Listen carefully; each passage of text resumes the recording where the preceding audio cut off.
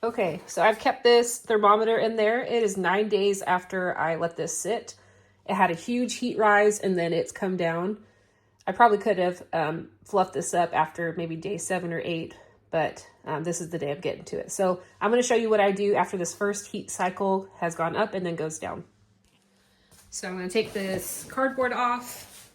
I'm going to take this burrito top off and also take this thermometer out.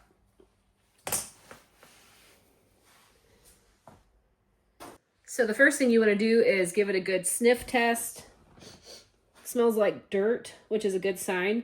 If it smells sour, that means something's going anaerobic, which means bad bacteria. The worms can technically eat that, but it just smells really bad. This isn't supposed to smell bad. So right now we're going to go ahead and aerate. Just fluff it up just like this. Feel how it's kind of actually on the dry side. So you're wanting to break up all the pieces just like this.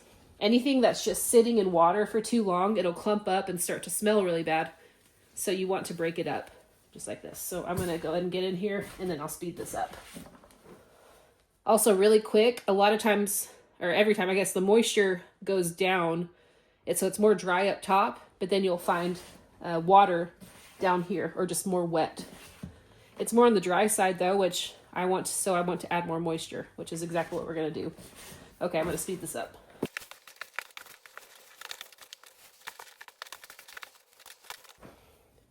Okay, I feel like that's pretty good. See how it's all aerated. That's introducing oxygen back in. And it'll also help with it reheating after I'm done doing this. So you want the moisture to be like a wrung-out sponge. You see I'm squeezing it and there is some moisture.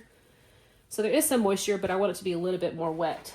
So what we're going to do is we're going to add another blended veggies and mix it all in. You can also see how this is only like halfway full. So I could add in more cardboard, more veggies, more coffee grounds. But I think just for this video's sake, I'm just going to keep it this one batch. But in future batches, in other batches I've done, I'll add more carbon, more nitrogen, which the carbon is your cardboard or cocoa core.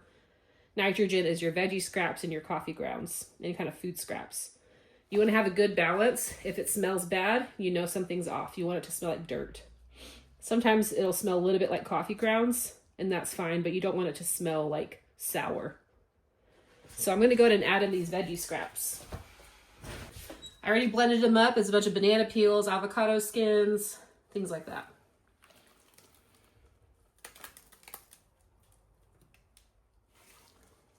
I'm also going to get some water and swish this around so we can not waste all that. All right, so you see I got some water. I'm going to wet this down. Not perfect, but you see there's not that much wasted. Then you're going to want to get in here and just mix it all around. You want this to coat all of this. This is going to help this heat back up and continue to break down. Heating up, breaking down to where it'll be partially broken down and your worms will love diving into this. It's a lot easier for them to break this down when you give them a head start. And that's exactly what this is. The point of it is.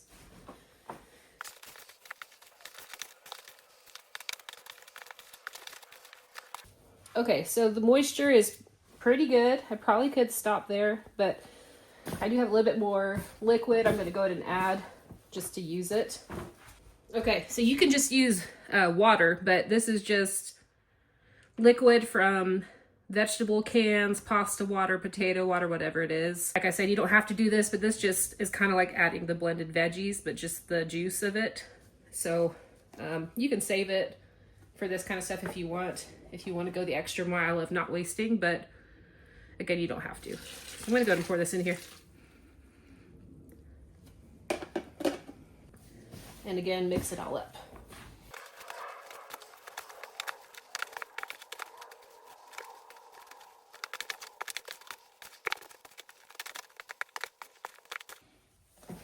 Okay, so you just do the best you can. Like I said, if it starts smelling sour, that usually means there's a pocket of something that's not mixed. It's going anaerobic. So if you like dig in here and you can see something's not broken up, you break it up the best you can, and the smell will clear up. So you're always just checking for seeing that it smells balanced. You'll notice that this is really wet, but there's no standing water. There's not a puddle of water down here. And that's really big with this. You want it to be wet enough to where there's not standing water, but you want to squeeze it to where it's like a wrung-out sponge, just like that. So I think this is a really good moisture level. I'm going to leave it like this, and then just put that burrito top back on, and then the cardboard back on, and then we're going to let this heat up again. I'm going to check it tomorrow morning. Right now it's about 1 p.m. and I'm going to check it tomorrow morning just to kind of see the temperature jump from 73, and do the same thing. Let the temperature climb, reach the maybe 115, 120. I've gotten it up to 125 before. You don't want it to hit over 130, and then you just let it cool all the way back down, and that'll complete the second heat cycle. And you can do the same thing and do a third heat cycle, or you can just leave it at the second one and then let it cool down and cure. Once it's below 85 degrees, then it's safe for the worms to be in. You just want to be careful because you don't want to add these food scraps or add something that'll make it heat up, because then that could cook your worms, if that makes sense. That's why we're doing this without worms in it. We're letting it cook and then cool down all the way, so then the worms can go in and eat it. I'm actually going to go ahead and put this thermometer in here just so I don't have to keep lifting it up, and we can just monitor it and check it. So right now it says 68. Might go down a little because those veggies were cold, and we'll see what it jumps up to tomorrow. So we're going to put this burrito top back on, just like this, and just kind of spread it to the corners to where there's still airflow, but it's also sealed enough to where hopefully the flying insects don't come in. And this just insulates it even more. So you can keep that heat in there and the bugs out.